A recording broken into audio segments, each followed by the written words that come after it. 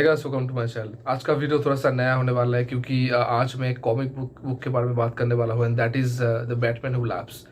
तो मैं ये कॉमिक बहुत दिनों से पढ़ना चाहता था क्योंकि बहुत इंट्रिगिंग लग रहा था मुझे ये नाम। और मैं ये सुना था कि this version of Batman is the most evil version of Batman, और हम सब लोगों को ये पता है कि बैटमैन नेवर लैप्स। तो एक ऐसा वर्जन, एक ऐसा कैरेक्टराइजेशन बैटमैन का जो हंसता है, वो ऑलवेज मुझे जानना, मतलब I was really interested to know about this special version of Batman. तो मैंने पढ़ना चालू किया an comic and I must say that this is definitely one of the best comics of Batman. जैसे हम सब लोग को ये पता है कि Gotham is a really dark and disturbing place. Initially Gotham was made to be a guiding society, a guiding an ideal city, जो थॉमस वेन का जो आइडिया था, but it doesn't turn out to be that वे।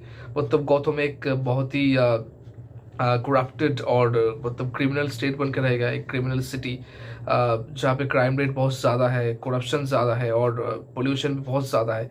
इसीलिए गौतम को हमेशा मतलब एक dark, डल और ग्लूमी दिखाया जाता है। तो वही सेम टोन यहाँ पे भी है क्योंकि this is one of the darkest comic of DC for sure, of Batman.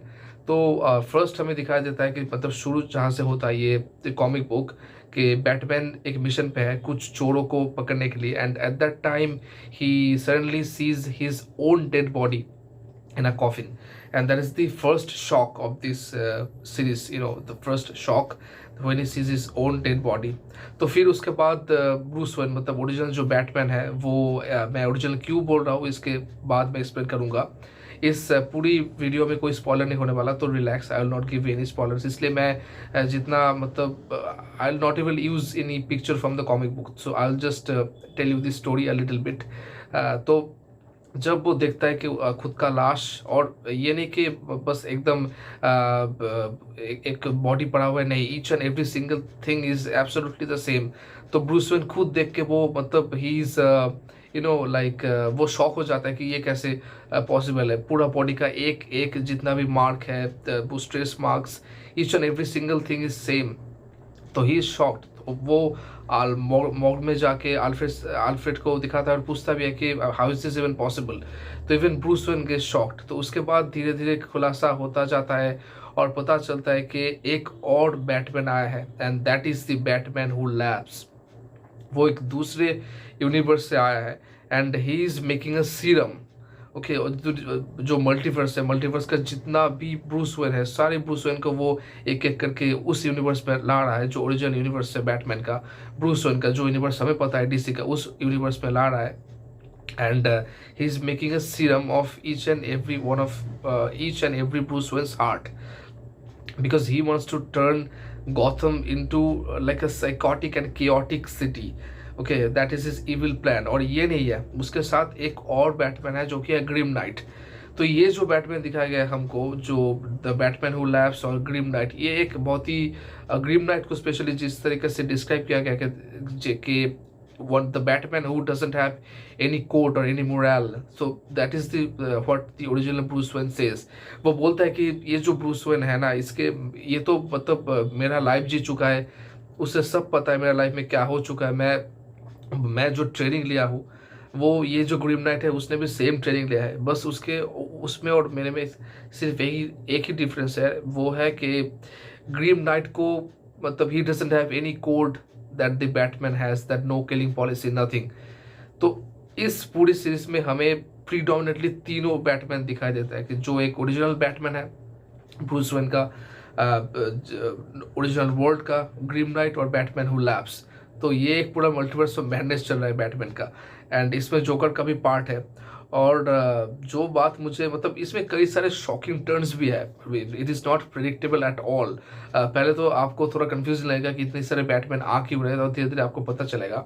And और obviously one thing is really really interesting and obviously unique about Batman is his philosophy. और जिस तरीके से ये फिलोसफी एक्सप्लेन किया जाता है और इंट्रोड्यूस किया जाता है, जितना भी बैटमैन का कॉमिक हो या फिर मूवी हो, वही सबसे इंटरेस्टिंग बनाता है बैटमैन के कैरेक्टर को। तो जोकर जो है इस फिल्म में, वो भी एक जोकर और बैटमैन हु लैप्स मैं स्पॉइल नहीं करूँगा कि इसलिए मैं ऊपर ऊपर में बोल रहा हूँ। जोकर और बैटमैन हु लैप्स वो एक थ्योरी देता है बैट्स के बारे में कि बैटमैन मतलब क्यों बैट बुलाया क्यों जाता है कि क्योंकि bat is the only mammal who can fly.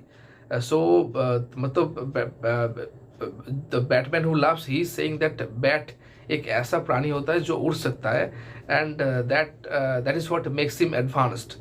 But उसके उत्तर में जो बैटमैन जो ओरिजिनल ब्रूस वेन है वो बोलता है कि ये स्पेशलिटी नहीं है बैट्स का स्पेशलिटी ये है कि वो जो उसका जो पंखा है वो ओरिजिनली मतलब बायोलॉजिकल पंखा नहीं है, वो उसका एक एवोल्यूशन है जो बैट्स अपने खुद के चमड़े को खींच खींच के उड़ने के लिए बनाता है। So that is the theory and philosophy of Batman कि आपका जो खुद का जो कंफर्ट साइकिल है, कंफर्ट सर्कल है, कंफर्ट जोन है, उसके बाहर आपको निकल के एक अच्छाई के लिए भलाई के लिए लड़ना। Okay, that is what the philosophy of Batman is.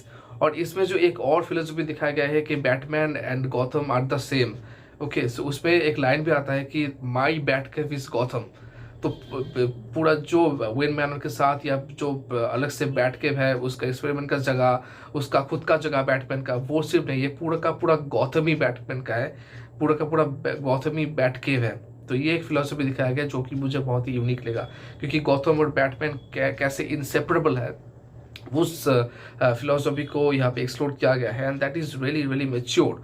और पूरे कॉमिक में ये जो क्लैश चलता रहता है डिफरेंट कैरेक्टर्स का, इसमें जो जिम गॉर्डन है उसका बेटा जेम्स गॉर्डन उसका भी कैरेक्टर दिखाया गया है एंड कुछ नया दिखाया गया है इस कैरेक्टर के साथ। मैं फिर से स्पॉइलर नहीं दे सकता इसलिए बहुत कुछ डिटेल में बात नहीं कर सकता। तो इस कॉमिक के बारे में बात करते करते मैं एक बहुत ही ज़्यादा इम्पॉर्टेंट चीज़ ही भूल गया, वो है बैटमैन के कंटिजेंसी प्लान। जो इसका जो प्लान है मतलब बैटमैन कैसा मतलब हमेशा प्रिपेयर्ड रहता है कि जस्टिस लीग का कोई भी मेंबर उसके खिलाफ जा सकता है। So he always makes a plan ready how to defeat the other members of Justice league.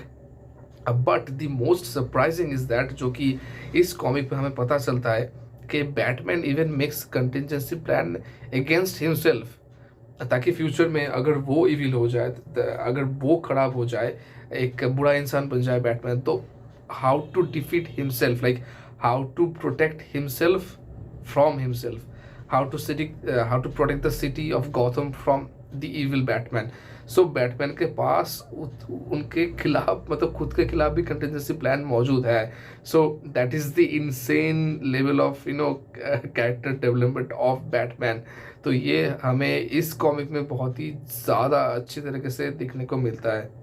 Now let's talk about the art style. मुझे टू बी ऑनेस्ट आर्ट बहुत ही ज़्यादा नहीं लगा अच्छा। The art style is okay क्योंकि Bruce Wayne का जो चेहरा है वो बहुत ही ज़्यादा प्रोमिनेंट और मतलब डिटेल्ड मुझे नहीं लगा, कुछ ग्रीटी और मतलब ऊपर ऊपर से डिटेल्स देके छोड़ दिया उन लोगों ने, ऐसा लगा डार्क टोन मेंटेन करने के लिए। बट फिर भी there can be more details, there could be more details into it, but they didn't use it, जैसे कि हम लोग मांगा में देख सकते हैं। इसलिए I will always keep manga above all other comics because manga has insane level of art. मुझे बहुत ही अच्छा लगता है, वो कलर ना हो उसके बावजूद भी मुझे अच्छा लगता है क्योंकि manga has insane level of art. Anyway let's just not divert from the topic. तो Batman who loves is a really really good comic. मैं तो सजेस्ट करूंगा जितना भी सुपर हीरो फैंस है उनको ये कॉमिक बुक पढ़ने के लिए, क्योंकि specially Batman fans will absolutely love it. और बैटमैन किसको नहीं पसंद है। एंड कुछ अलग ही लेवल का मेच्योरिटी यहाँ पे दिखाया गया है बैटमैन का कैरेक्टर का, कैसे हैप्पीनेस का बहुत ही गजब तरीके से एक्सप्लेनेशन या दिया गया इस कॉमिक में। कैसे थॉमस वेन हैप्पीनेस को देखता था, कैसे मतलब ये बायोलॉजी के टर्म से भी समझा गया है कि how we see and see happiness actually. तो उसका एक बहुत ज़्यादा अच्छा थ्योरी और प्रेजेंटेशन इस कॉमिक बुक में है कि happiness you can see that what you see from the eyes of children. बच्चों की आँख से जो हम देखते हैं वही मतलब ट्रू हैप्पीनेस को दर्शाता है। इस कॉमिक बुक में यह क्या क्या गया है। सो इन द एंड लाइक ये जो पूरा जो कहानी है वो कॉमिक के एंड पे एकदम पूरा ख़त्म नहीं होता। बट ये जो बैटमैन हु लव्स का पूरा फंडा है वो खत्म हो जाता है। तो you can definitely read this. ये कुछ 30 पेजेस का होता है एक वॉल्यूम, और टोटल 7 वॉल्यूम्स है। एक मिनी सीरीज है, बहुत ज़्यादा बहुत लंबा नहीं है, 210 पेज के करीबन ही है, तो हो जाएगा। तो बहुत ज़्यादा टाइम ले लेगा, और but it will give a really great experience. और कॉमिक बुक पढ़ने का एक मज़ा है, ये है कि मतलब पूरा एक फिल्म देखने की तरह ही लगता है, क्योंकि पिक्चर्स है। तो I will obviously recommend this comic to all the people who love to read comics, and all the people who love superheroes. So obviously, and go and give it a try. So that's it. Thanks for watching this video, and please like, share, and subscribe. Okay, don't forget to do that. Thanks for watching.